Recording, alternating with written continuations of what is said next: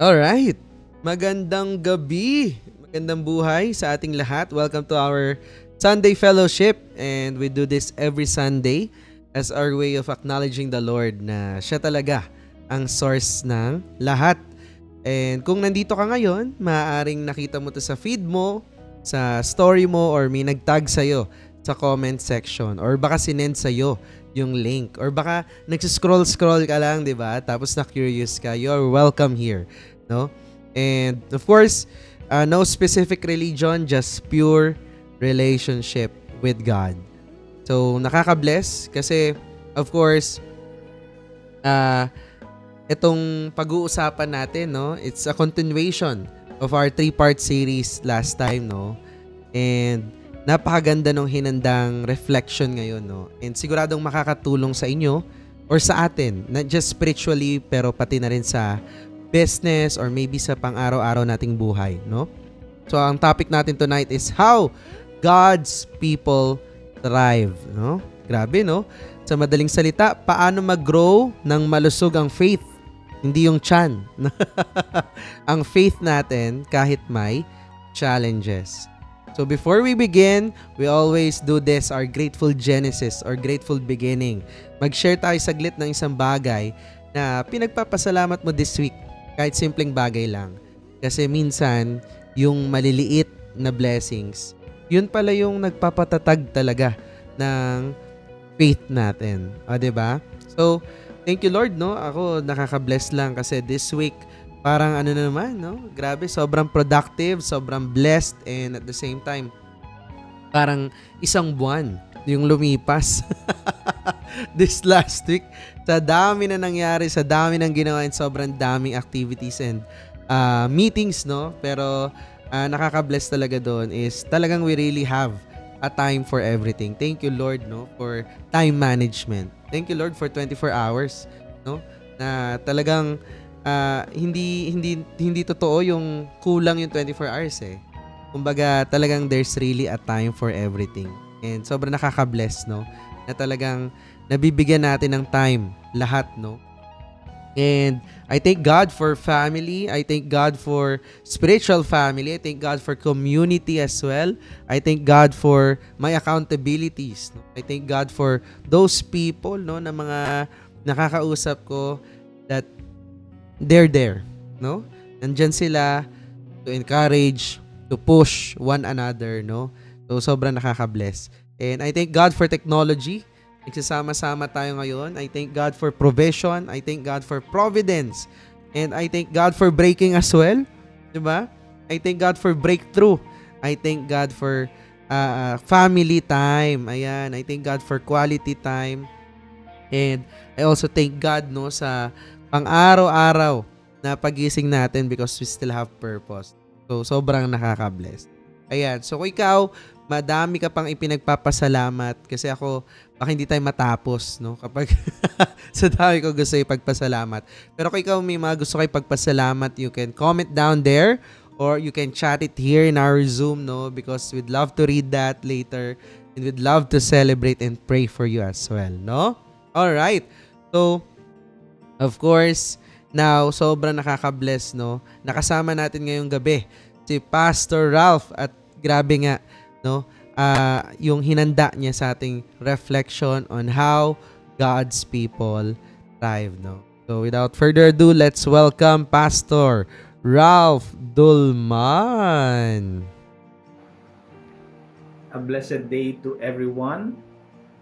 God bless po sa lahat na makikinig nitong short exhortation based in Psalms 1 verses 1 to 6. Let us pray as we start.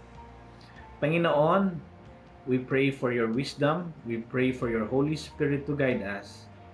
And we pray that as we listen to your word, may you grow our faith and may you enable us to apply every truth that we will learn today. Lord, transform us from within. And according to your word, O God, purify our hearts, our minds, and that we will be able to receive your word with a grateful heart and with an open mind, ready to apply it in the power of the Holy Spirit. Lord, guide us in Jesus' name. Amen. As we go to the passage for today, Psalms 1, 1 to 6, let me read the verses. Blessed is the man who walks not in the counsel of the wicked, nor stands in the way of sinners, nor sits in the seat of scoffers. But his delight is in the law of the Lord, and on his law he meditates day and night. He is like a tree planted by streams of water that yields its fruit in its season, and its leaf does not wither. In all that he does, he prospers. The wicked are not so, but are like chaff that the wind drives away. Therefore, the wicked will not stand in the judgment, nor sinners in the congregation of the righteous. For the Lord knows the way of the righteous, but the way of the wicked will perish. This is the word of God. I will be talking still on the theme thrive. This is connected to my past sermon. And so today, the question will be how God's people thrive. Paano nga ba si Lord na pinapalago niya ang kanyang mga tao, ang kanyang mga si Jesus, how He grows the faith of His disciples, of His followers. And if you are a believer, if you are a follower of Christ, so listen closely. And to those who are listening na pwedeng sabihin na natin, still seeking kung sino ba talaga ang Panginoon, ano ba talaga ang katotohanan. I pray that after this sermon, the Lord will speak to you. And after you have heard the gospel, I pray that you will also put your faith on Jesus and continue in a relationship, disciple-making relationship na kung saan ikaw ay i-feed ni Lord through His church at ikaw din later as you mature in your faith, ikaw naman ang mag-feed sa mga baguhang Kristiyano. That's my prayer. So, to the believers and to those who are still seeking kung sino ba talaga si Jesus Christ, I pray that we will all grow as we talk about the Word of God today.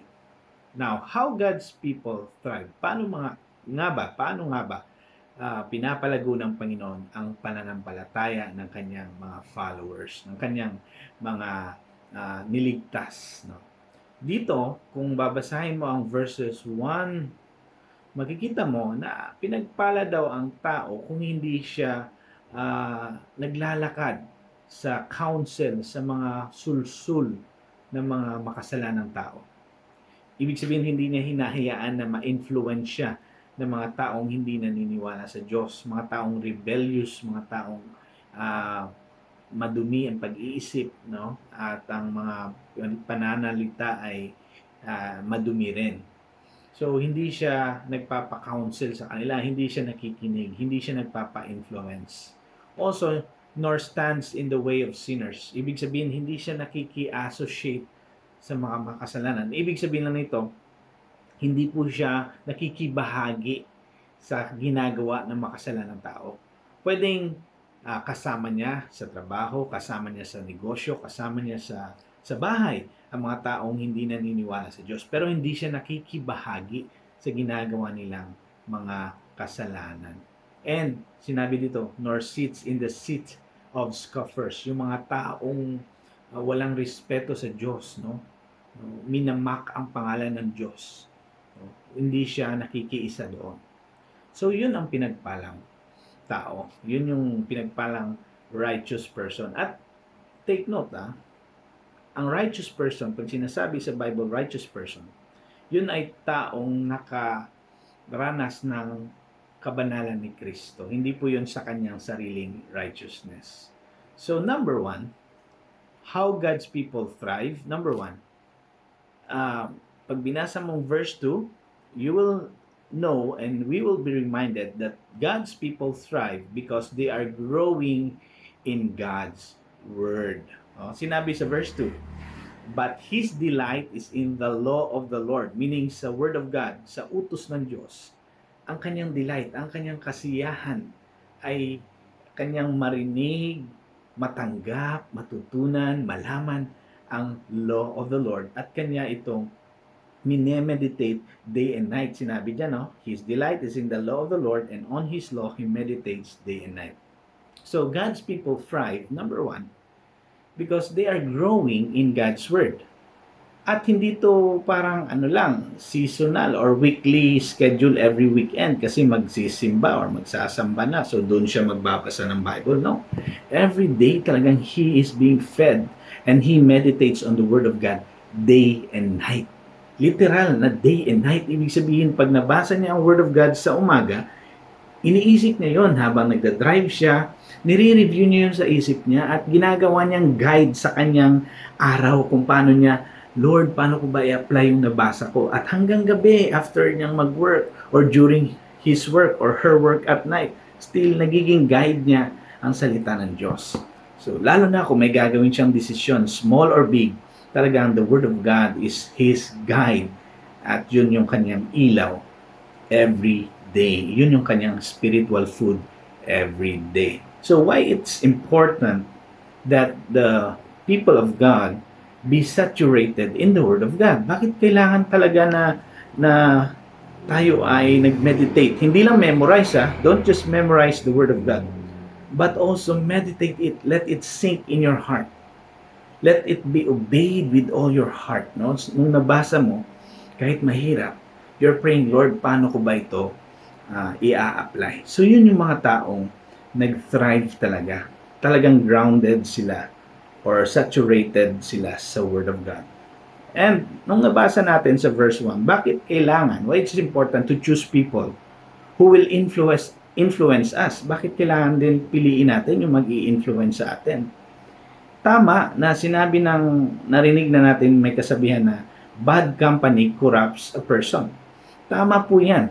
And also, pagkasama mo palagi yung mga taong walang takot sa Diyos, palaging nagmumura, hindi maganda yung ugali, ang corruption na nakuha mo sa kanila at ikaw ay na-influence din, hindi maganda yon. Kasi corruption, that's not a good environment or as a healthy ground where you will grow. Hindi ka mag-grow doon kasi napaka-toxic ng ground Kung tanim ka, maraming toxic ang ground, ang soil, hindi yan magiging healthy ang isang tanim or ang isang punong kahoy. So that's why, hindi pwedeng palagi tayong nai-influensyahan. Again, hindi maiiwasan. We have friends or mga barkada or mga kasama sa community, sa workplace, sa studies, sa school, saan man, na hindi magandang influence. So, again, hindi dapat tayo na-influensyahan doon.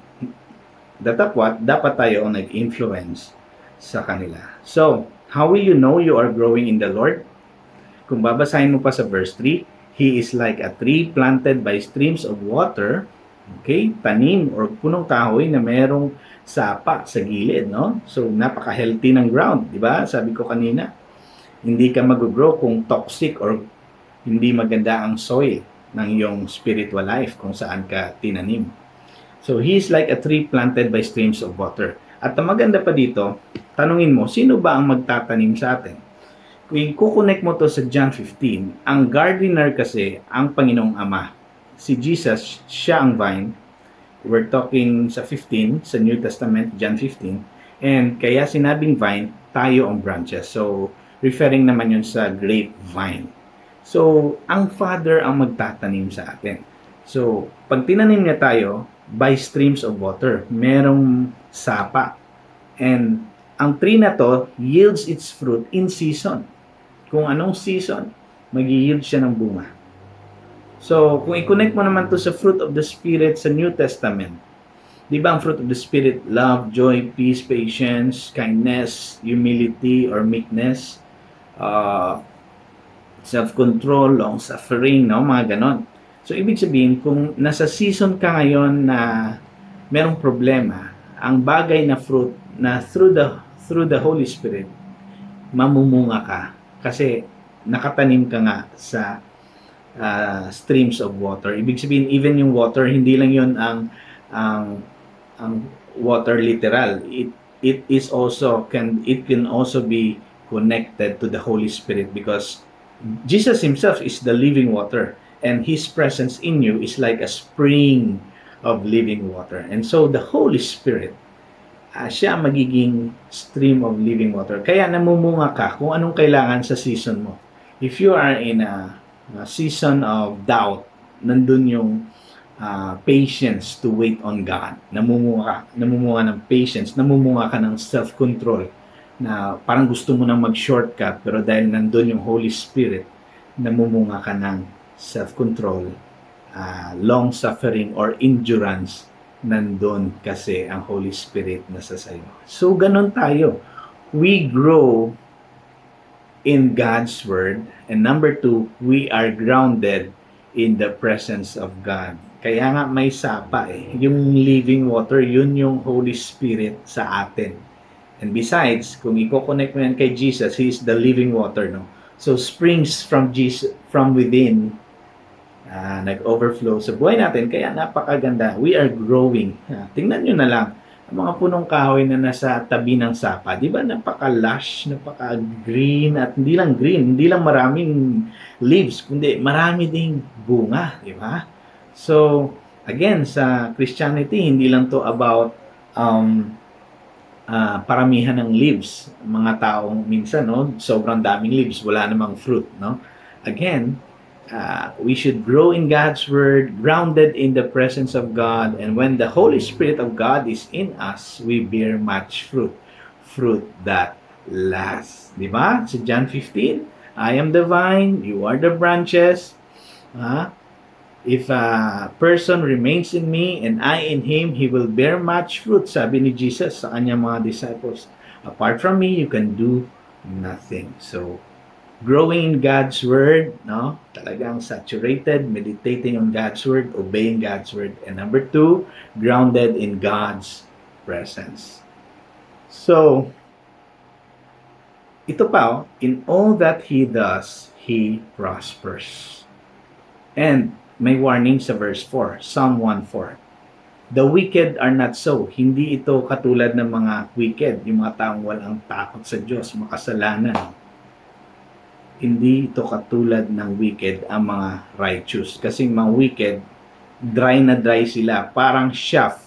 Parang mga tigang na mga, sabihin na natin, dry na mga plants na namatay na. Or grasses na namatay na pag inihip ng hangin, the wind drives away. Verse 4. Therefore, may warning again, the wicked will not stand in the judgment. Pag dumating na ulit si Jesus, and time will come, He will judge the righteous and the sinners.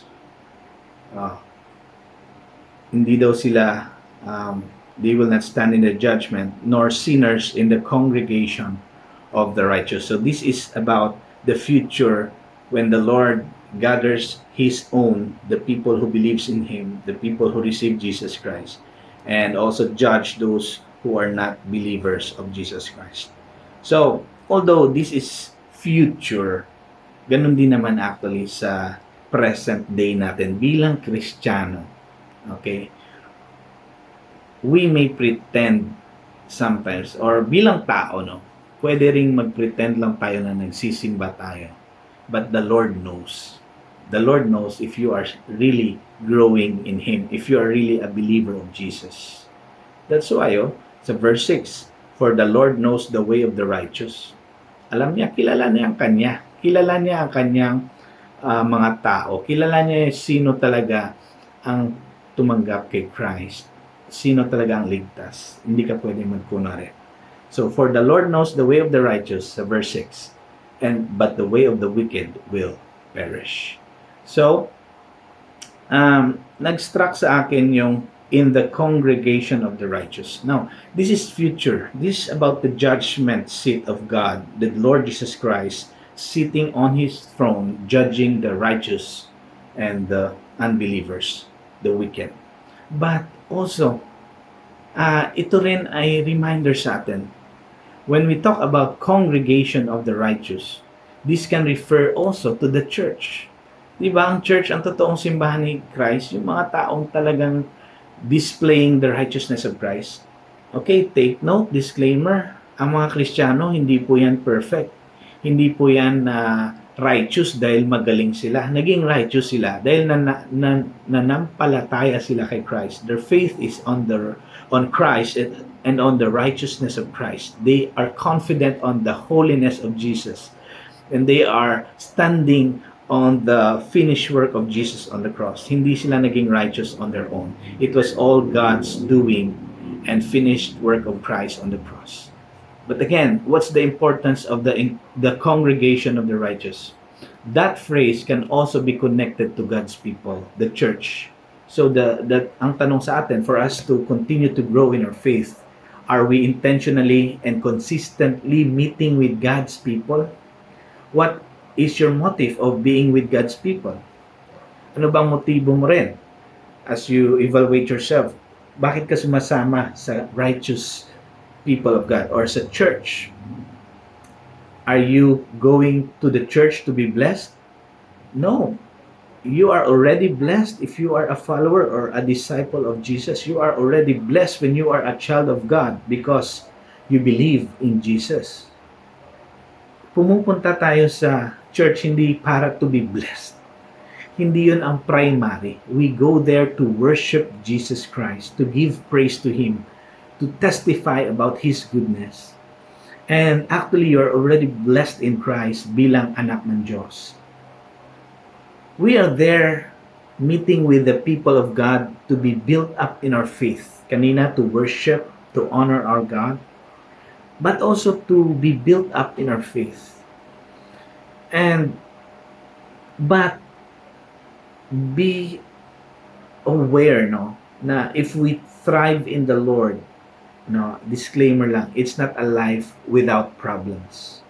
When we are favored by God, it means God favors you because He favors you in Christ because of His beloved Son. You are loved by the Father because of the Son, the beloved.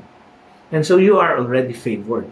Don't ask, Lord, I want your favor. Lord, I want to be blessed. No, don't ask for that. It's already given. If you're a child of God, you're blessed. And by the way, if you are blessed and you are favored, it means only that God will purify you, will prune you like a vine or a grapevine so that you will bear much fruit. If God will use you or favors you, if He favors you, He will purify you. He will crush you. He will discipline you. He will take away what are your sinful ways. Kung meron ng mga sinful ways sa ating mga puso at isipan, kukunin niya yun. If there are idols in our lives, no? May mga idolo tayo or mga idols means sinasamba natin. It could be money.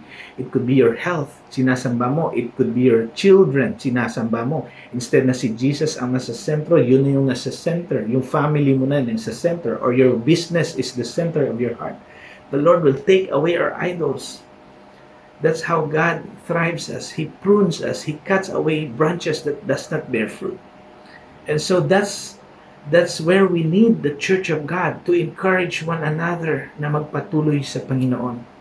Na kahit mahirap ang pagsunod kay Kristo, we encourage one another to go and make disciples, to continue on until Jesus Christ comes again, to share the gospel, to remind each other, brother, sister, mali ito dapat, ito yung kalooban ni Lord. So we are here as a body of Christ para mag-grow tayo sa Panginoon. So, how do we grow again? Ito yung challenge. We grow in the Word of God. We are grounded in the presence of God. We are going with the people of God. Okay? So, maybe some of us are still not intentionally meditating on God's Word. Baka meron pa sa atin na parang ayaw ang God's Word.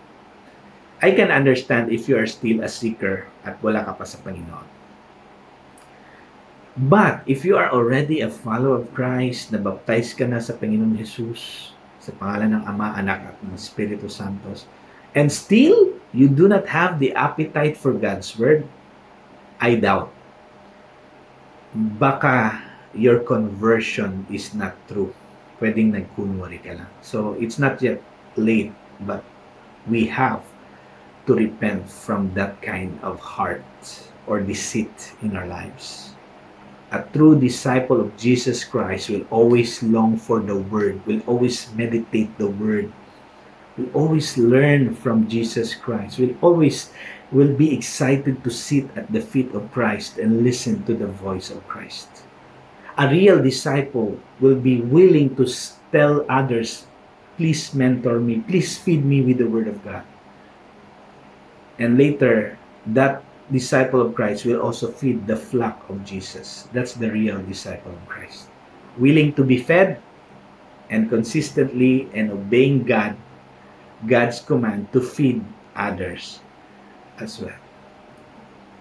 And last two challenge, are we grounded and filled by the Holy Spirit of God?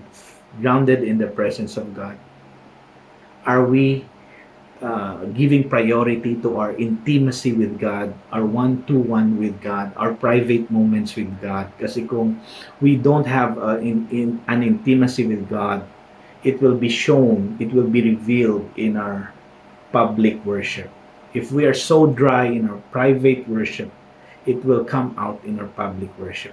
But if we have this intimacy with the Lord, we have this devotional, and hindi natin ginagawang parang responsibility ang pagbabasa ng Bible, but it's more about intimacy and closeness with God, allowing God to speak to us, and we to speak to Him through prayer, and interceding to and for other Christians. This is true grounding. Talagang naka-anchor ka sa presensya ng Diyos. And lastly, by faith, as believers in Jesus Christ, of Jesus Christ, by God's saving grace, we are now included in the family of God, the church. And so, as a part of the church, let's do our function. Let's accomplish our role as members of the body of Christ. Let's use our gift to build up each other and to encourage one another. At sa mga hindi pa part ng family of God, kasi hindi pa tumanggap kay Jesus, nag-believe kay Jesus, this is now your time, your opportunity. Lord, gusto ko pong maniwala sa inyo. Gusto ko pong ilagay ang faith ko sa inyo. Salamat for giving me that faith to believe in you. Thank you for saving me. Thank you for forgiving me from my sins. Lord, I repent from my sins. And I recognize and submit to your Lordship. Nawa ganun ang prayer mo sa Panginoon. Believing in Him and following Jesus Christ as your Lord and Savior. Again, for us to continue to grow in our faith, be growing in the Word of God, grounded in the presence of the Holy Spirit, and continue to go with the people of God, the Church of Jesus Christ. God bless you all. All right. Ganda.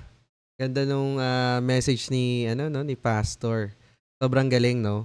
It reminds us to be devoted, not just in public worship but also in private worship, no?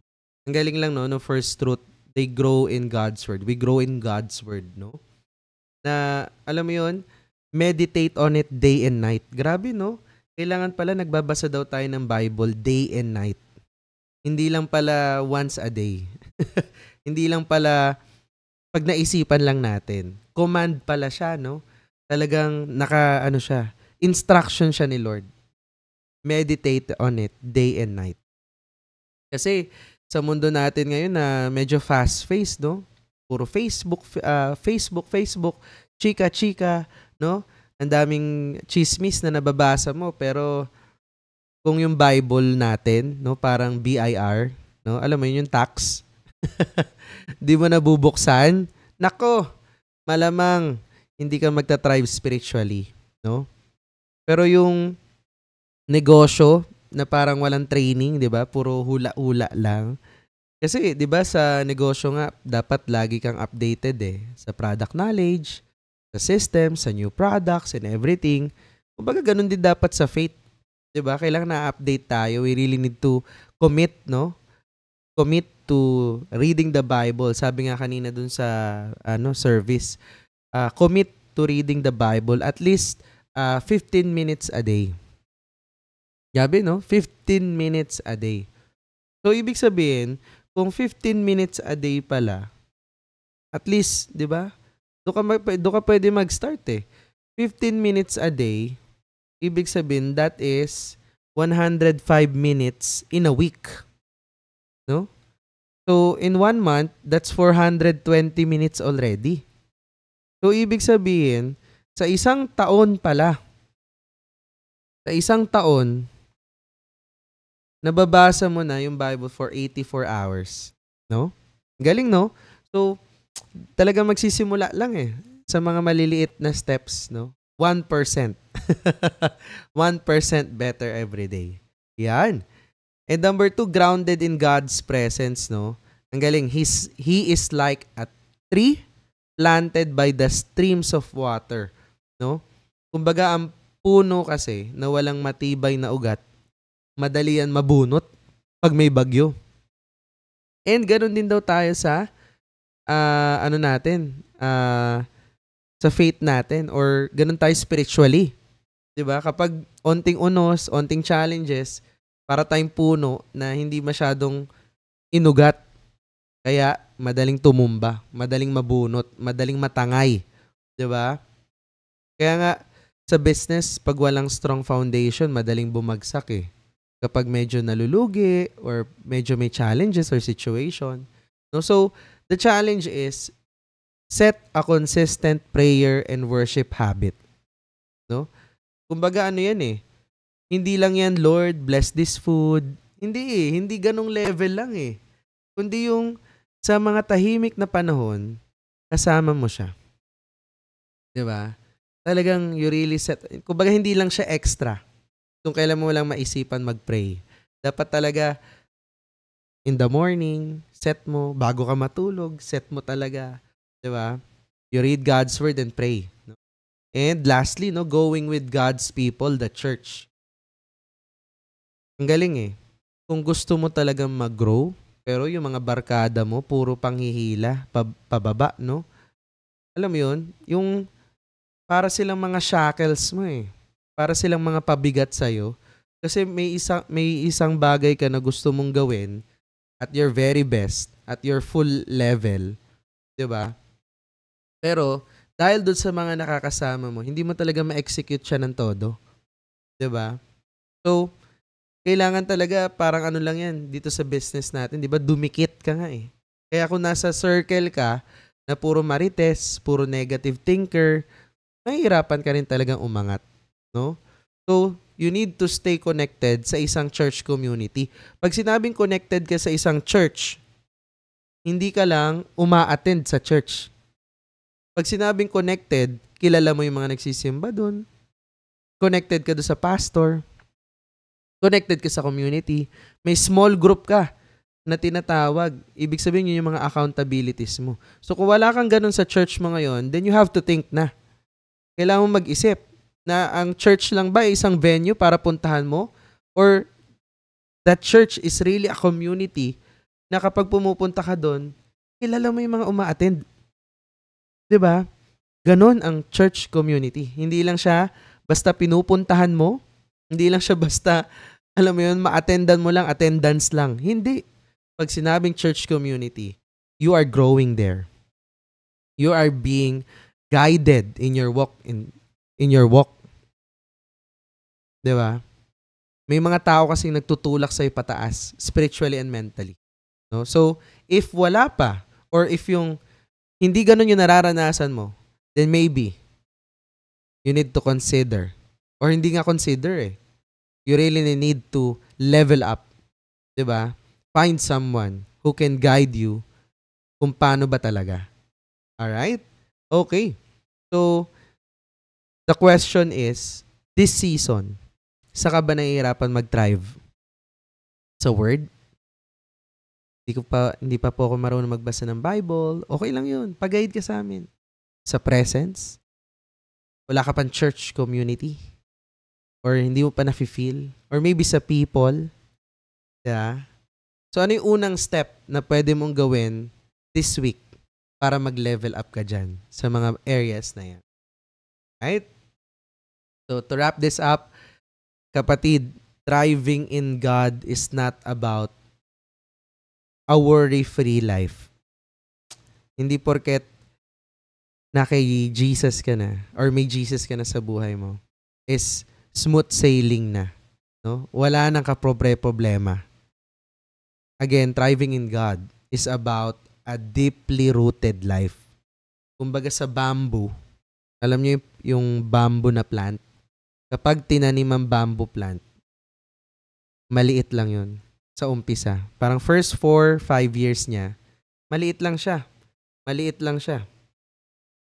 Pero, iisipin mo, mukhang hindi na to lumalaki. Mukhang, na to, kailangan na natin bunutin. Pero you don't know, in the last 5 years na tumutubo siya, kahit ganun lang siya kaliit, grabe ang ugat nun sa ilalim. Kasi, ang unang ginagawa ng bamboo is to lay strong foundations. Talagang ugatin siya ng malala. Para kapag tumubo, di ba ang bamboo sobrang tangkad pag tumubo? Para pag tumubo siya ng sobrang tangkad, hindi siya matutumba. Alright? So, ganun din sa buhay natin. No? Kailangan deeply rooted ka. Na kahit may bagyo, kahit may tagtuyot, kahit may mga negatibo, no? At kritisismo sa paligid mo, basta nakaugat ka at naka-anchor ka sa word niya, sa word ni Lord, sa presence ni Lord, at sa mga kasama mong mga tao, mga tamang tao, you will not just survive, you will thrive. Kaya this week, piliin mo mag-invest sa 3 bagay na to. Kung ginagawa mo na, increase. Level up ka pa, 1%. Kung kulang ka sa isa, then simulan mo na ngayon. Alright? Okay. So, sobrang nakaka-bless itong gabi na to. So, before we end, let me pray for you guys. Yan. So, let's all bow our head.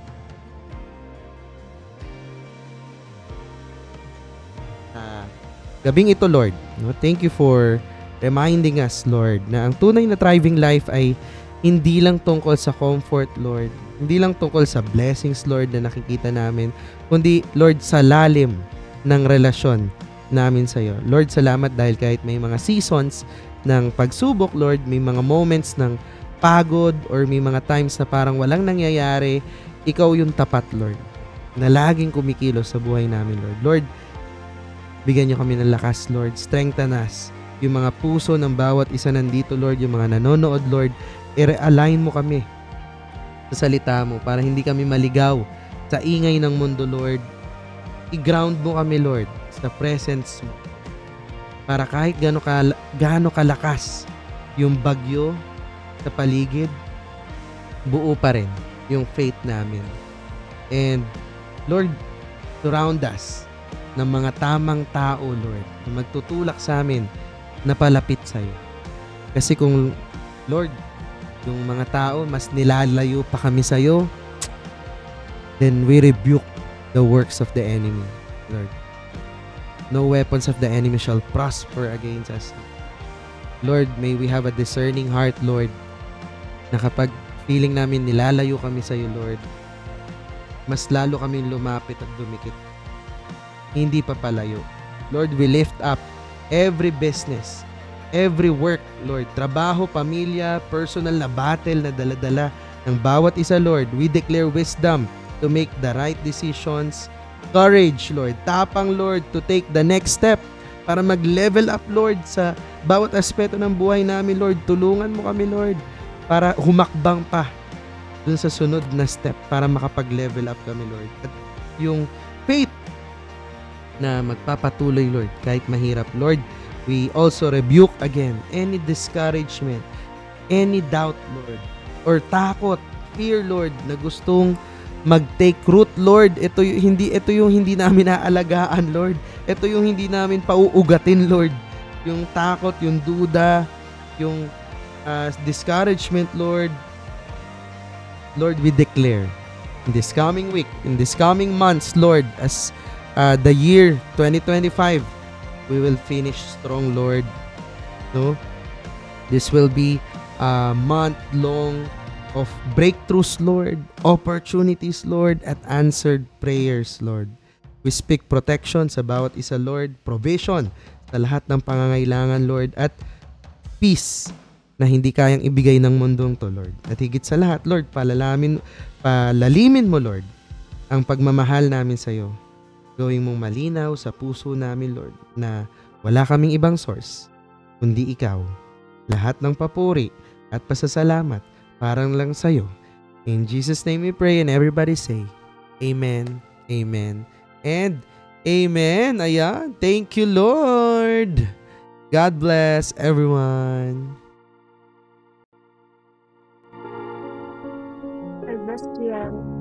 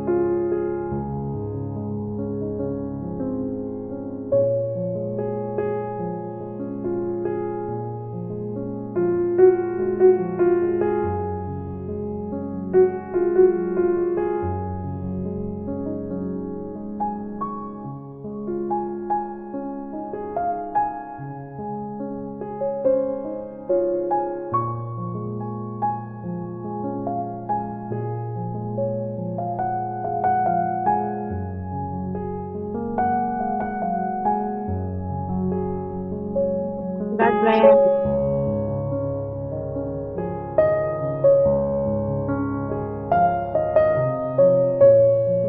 Papa, alas 10.